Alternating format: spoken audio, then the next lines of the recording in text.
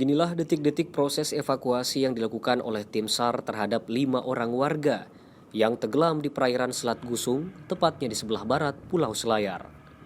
Mereka terombang-ambing di laut selama hampir 2 jam sebelum akhirnya berhasil ditemukan dalam keadaan selamat. Kelima warga tersebut langsung dievakuasi ke pantai terdekat menggunakan perahu karet milik Basarnas. Ternyata penyeimbang perahu tersebut putus sehingga kapal langsung tenggelam. Beruntung lokasi kejadian itu tidak jauh dari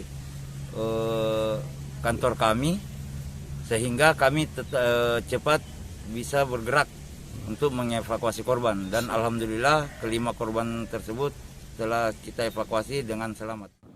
Sebelumnya, 5 warga tersebut tenggelam pada Minggu pagi saat dalam perjalanan dari desa Kahu-Kahu di Pulau Gusung menuju Matalalang, Selayar.